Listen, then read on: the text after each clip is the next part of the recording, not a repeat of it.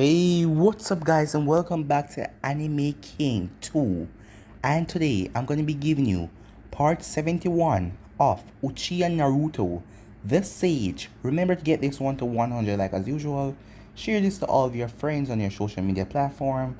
And also stay in tune because I'm going to be giving you what if Naruto had the Sharingan and the Byakugan mix. New series that is coming up next. But also, switch over to Anime King. And if this is the first time you're hearing of Anime King, that's my main channel. So, switch over. And if you do enjoy the 600 plus what if over there, go ahead and click that red subscribe button and be a part of the channel. So, I posted a new episode of What If Naruto Went Missing for 4 Years. I also posted a new episode of What If Naruto Was Trained by Kaguya. So go ahead and check that out.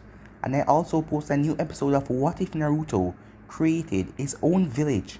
So enjoy all those lovely what ifs. And if you do enjoy it, remember to click that red subscribe button and join the Anime King family and be a part of the channel.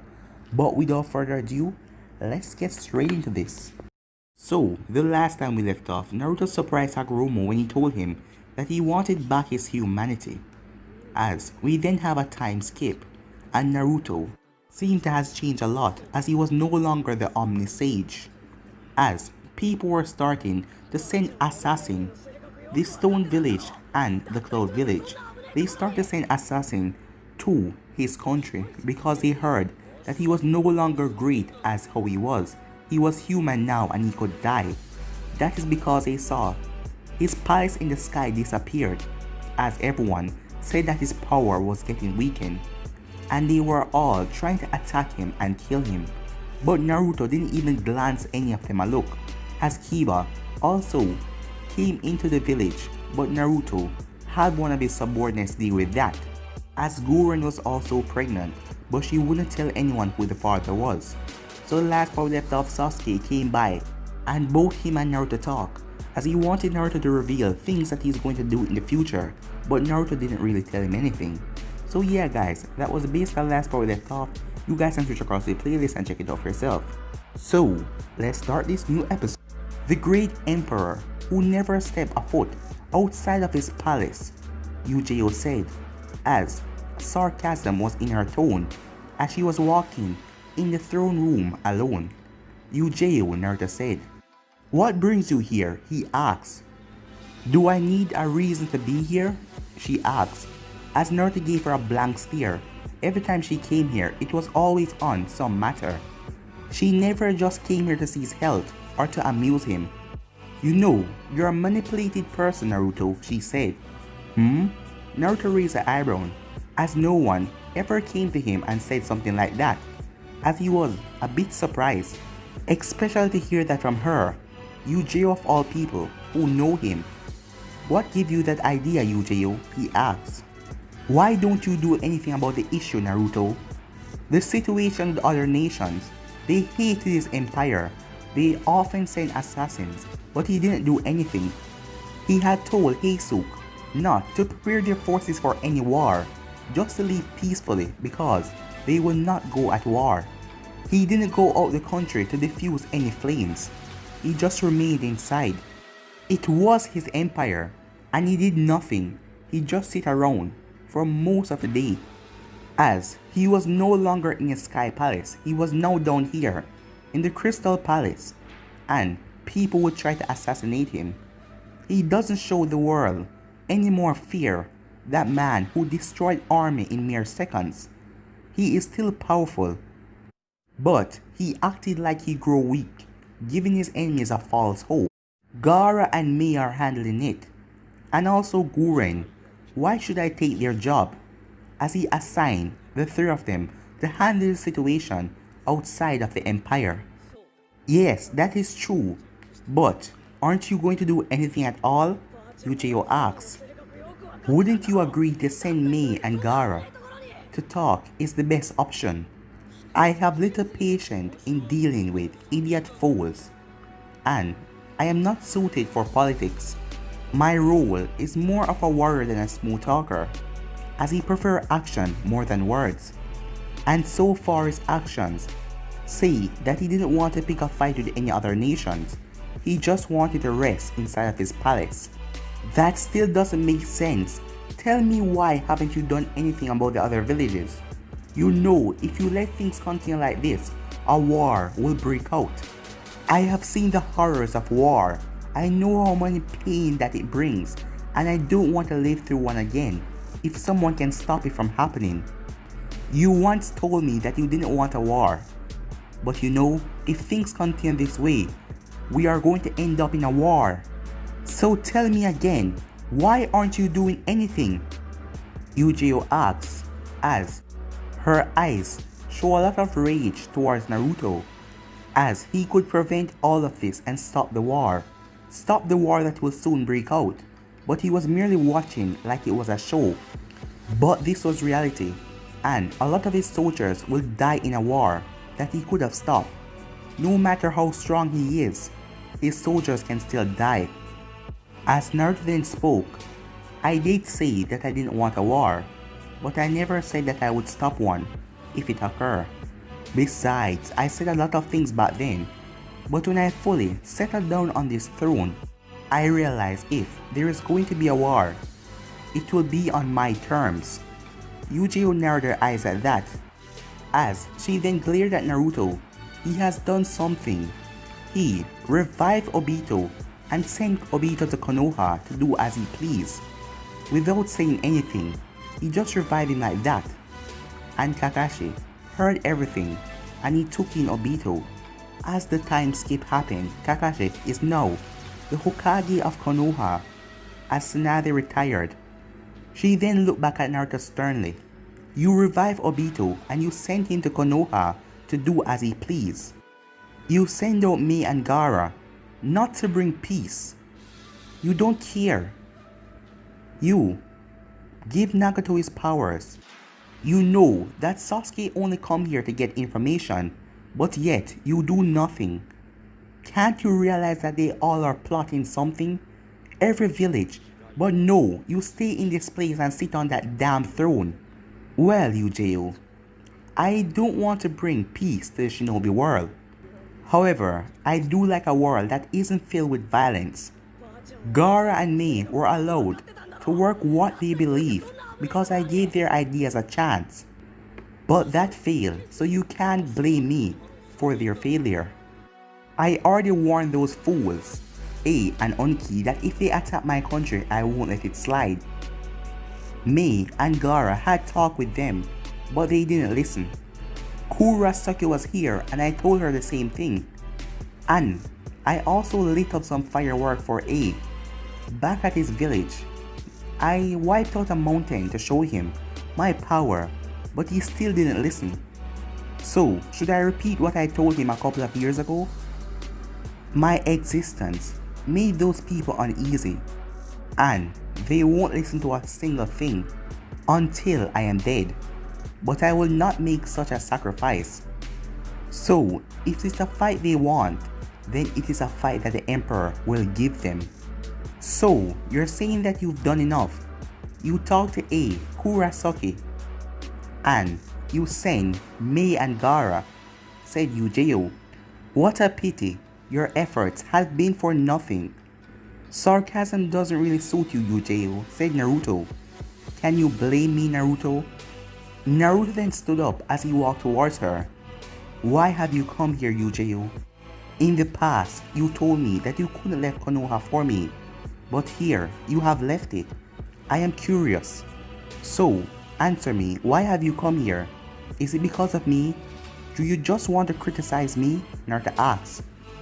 I cannot answer that question right now, she said. Naruto nodded as he walked past her. Are you going somewhere? She asked him. Well, Princess Koyoki has invited me many times to spend some time with her in the hot spring, and each time I turned her down. I thought I might join her today. Do you wish to follow? No, said Uchiha. So you finally leave your throne, and you're going to play romance with the princess. Naruto stopped walking as he turned his head. I am going to pretend that I didn't hear that. It's a pity that you can't join me though. As he then looked up at the ceiling. I never asked, So, how is a civilian life? Are you asking because you care, or just because a thought suddenly poofed in your head? Uchiha asks. As she moved away from Konoha a long time ago and came to the capital, and he never asked her about her health. He never even come to visit her. Does it matter why I asked you, Geo? I sense some resentment from you towards me. Is there something wrong? Naruto, we were once in a relationship. After the breakup, you didn't even think about my existence anymore. Do you even care? Is there a small part of you that once cared for me, but you didn't even come to visit or say a word to me? Naruto was silent for a few moments, as he then spoke. I apologize for that, he said quietly. My relationship with you was a failure because I did not treat things how a real relationship worked. I didn't try to connect or to have fun with you. In the full turn of things, I was a bad person towards you, even though I really cared about you. Uchiha was shocked as she never thought she would have heard the proud emperor apologize and telling her that he treated her like crap back then. I am happy that you have come though, Naruto said. Samui, he then called, as the blonde woman appeared in a blur at Naruto's left side. As Uchiha narrowed her eyes, she hasn't sensed the woman's presence in the throne room. Was she here all along? As both Naruto and Samui start to walk off, as Samui turned and gave Uchiha a small smile as they then disappeared. Time skip. Rice country. Railway. This is a surprise, said Sasuke as he looked at the relaxed emperor. I never thought that you would actually board a train since you could just teleport anywhere that you please. As this train had a compartment for the emperor and it was the highest class within the train. But ever since it was built, Naruto has never boarded the train before because he do not travel. This train was often used by people of the council, as Sasuke was greatly surprised to see Naruto on the train going towards the sand village. To think that he would sit on the train while it took hours when he could just teleport it to the sand village.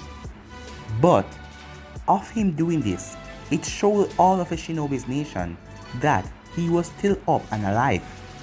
Aside from some people in the capital, many haven't seen him in the past years. Naruto was currently looking outside the window as Sasuke was leaning up against the wall. Is it that a surprise that I'm in this train? He said as he was still looking through the window. A little, said Sasuke. But what surprised me the most is that you left your throne and is going towards another village. What brings this on? Sasuke asked. Oh, nothing but a little sightseeing, Naruto said, as Sasuke wondered if he was really serious about sightseeing. So, how is the rebirth of the Uchiha clan coming? Naruto asked. Slow, no thanks to you, Sasuke responded, as Naruto gave no help in restoring the clan. Despite being in his position, he was the emperor. He can marry many women as he wanted, and give them Uchiha children. Combined with what he would make the Uchihas would be back in a few generations. I have no desire to bring a child into a world like this. The clouds have already formed. It will soon start to rain. And after the rain, I will move on into my journey. As Sasuke understand what he meant, there will be a war coming soon. That is what he mean by the clouds are gathering. And the rain will be the war that will happen soon. Well, I don't plan on dying in this war. I will live through it and then I will bring the Uchiha clan back to greatness. Well, I must thank you for that. Thank me, said Naruto, as he turned and looked at Sasuke. What have I done for you to thank me? You destroyed Konoha, and if you hadn't, I would have left and joined you. But since the new Konoha was built by a Uchiha, I cannot leave it alone, Sasuke responded. But you know, I was curious. Why did you let the cloud find out that you were working with Samui? You're also working with Yujito, but you kept that a secret. I never saw it at first, but lucky, because of my monkey to sharingan I saw it. But don't worry, said Sasuke, as he looked at Naruto, as Naruto turned and faced him. I won't tell anyone, said Sasuke, as Naruto didn't say anything. So, what do you want me to do? Sasuke asked. There is a mercenary group in the demon country giving Princess Shin man trouble. They are attempting to kidnap her for her powers and sell her eyes on the black market. So I want you to deal with the mercenaries and take the princess to my palace, Naruto stated. Why do I have to deal with mercenaries? Surely anyone can do it, said Sasuke. The mercenaries are shinobis. Some of them are mostly B rank, and I am curious if they were hired by someone to do it, or if it is just their will, Naruto said as he paused for a few seconds. Besides, this is a good opportunity for you to flap your wings. Just make sure that no one's clipped them. Sasuke just turned towards the door. I will be leaving now, he said.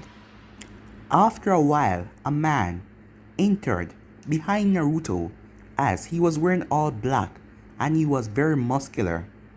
Why, hello, your majesty, the man said in a mocking tone. What are your terms? Naruto asked. There is no terms, the man said. I wasn't expected to take out the majesty. I was hoping for the Mizukage or the Kazekage, but this is great. Take out the leader, huh? Said Naruto, as he was still looking outside. The man didn't respond as the entire train lit up with tags, explosive tags. It took us months to set up these tags. As you can see, there are 1,000 tags. They are very special, and I am sure not even the majesty can survive. You sound certain? Yes, the man said, as he held up a hand sign, and everything exploded. The train was ripped apart as the entire area was destroyed as it brought out a big boom, mixed with lightning and fire, as it felt as if a tail beast bomb was set off. It took a few minutes for the flames to die down, but the train was nowhere to be seen, having burned down under the fire, as there was a large crater with debris floating everywhere. Once everything was finished, Naruto landed in the center of the crater. He was looking up at the sky as he was completely unharmed. I really dislike dealing with foolish children, he said, as he could sense three chakra swords moving towards him. The one who did it was a suicide bomber, as the rest of them steered clear of the explosion. The three rogue shinobis finally reached the edge of the crater. As they looked down, as they all were shocked, that explosion, but the Emperor was completely fine. Not even a scratch was on him. How is he unharmed? This explosion, it is very powerful. No, this can't be, one of them said, as he started to sweat. I know this was a bad idea, the other one said. Foolish little children, didn't you think that it was suspicious I took this train? I knew that you were tampering with my train. So I did it, so it wouldn't explode in my capital, because if that had happened, I would have to hunt you all down. So when they explode out here, without anyone getting hurt. But since I'm still alive, why don't you all run away?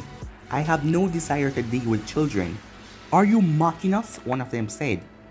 Come on guys, the other one said. We came here to do a mission, and we won't run away. What a pity, said Naruto, as he started to walk towards them, as they all started to sweat, as he was letting out a bit of power. They all then vanished.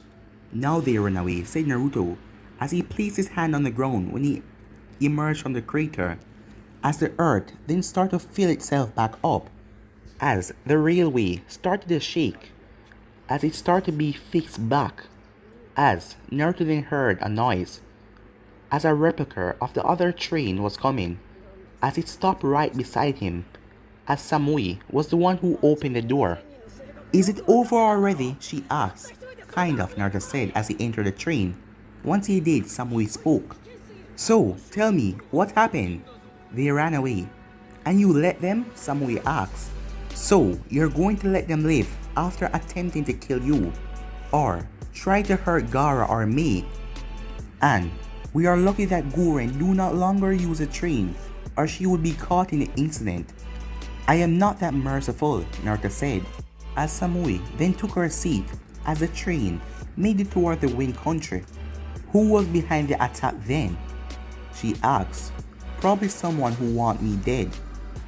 How long would it take before we reach a sand village? Before dawn, Samui said. As she then asked another question.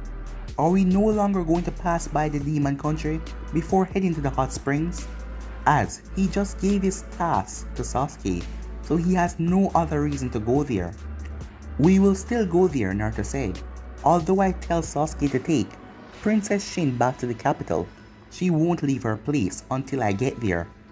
A few months ago she predicted that I would go to her, but I didn't actually believe it. Sometime later, Naruto arrived as a train reached the sand village. Returned back to the capital with the train, Naruto said as he stood up. You want me to go through the desert at this time? She asked. Teleport if you don't want to. You have things to do back at the palace, and I require time to be alone, Naruto said, as he left the train. A second later, the train started to move again, as Naruto looked at the Kazekage's tower and started to walk towards it. As most people were surprised, as for a few years none of them had seen him, but now he was walking in. Yo, is that him? Yeah, this is actually my first time seeing him. As Naruto was walking through the streets, his arms were folded across his chest with his one eye showing. This is a good day, a Anbu said, that was standing on a tall building with his squad behind him. The Emperor has finally descended back down to earth. I wonder, what does he want with the Kazekage? Is it time for war already? He said, as his squad mates just looked at the Emperor. Gaara then walked up to Naruto. I wasn't expecting your presence, Emperor, he said, as he extended his hand, as Naruto shook it, as Gaara then changed location, as they walked towards his house instead of the tower. As Naruto saw Temari. Hello Temari, he greeted, Your Majesty. How stiff, Naruto commented. And I came all the way from the rice country just to see you. Yeah, right, Temari said. So, why did you wish to see me? She asked him, just to see what he would say. The royal family is rather small and my court is empty. I wish to take you up and put you in the capital where you will become my second wife. I also get a bit lonely since me just visit, and for a strong woman like you to be with me, that would be good, he said calmly, as Temari quickly looked at Gaara as she realized that they were going to his house instead of the tower. Was this some kind of marriage? He's just messing with you, Gaara said to his sister, as Temari looked at Naruto who was smiling, as he then looked around the place. I should build you a good place with greens, he said, as the sand village lacked trees, as most plants wouldn't survive the heat that breathes down on the atmosphere daily. As they headed off, later that day, Naruto was inside around a table as he was wearing a red Uzumaki shirt as he took off his robe, as it had swirls around the front and the back. He was also wearing a blue sandals and black pants.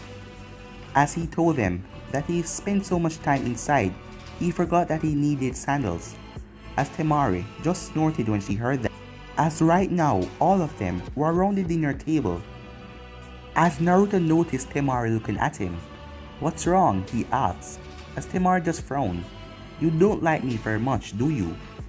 I don't dislike you, but I neither like you, Temari said, as an amused look came on Naruto's face, as Temari got a bit angry by that. Does this amuse you? She asked. You remember back in the Chunin exams, didn't you beg me to spare Gaara's life? Naruto asked. And now you talk to me this way. You should be happy that I didn't destroy your existence during that time. Temari simply snorted. If you had, then you wouldn't be allied with us. Now would you? As Naruto spoke, I gained nothing from the alliance with the Sound Village. My village can manage on its own. It is a sand village that benefits from the alliance. So, what do you say now? I spared your life, and I offer you a benefit friendship in return. Naruto then chuckled a bit as he saw the flustered look on her face, as he then turned to Gaara. As the both of them started to talk, as Kankuro let out a sigh in relief that the conversation has changed. In that instant, someone appeared in the room. It was one of Naruto's messenger. As he bowed to Naruto, I have important news, Your Majesty, he said. But guys, can be end this episode right here. If you want to see the next part of this, you already know what to do. Like, subscribe, comment down below, and turn on that bell notification stay posted. Remember to share this to all of your friends in your social media platform. But for now, I'm out of here, guys. Peace.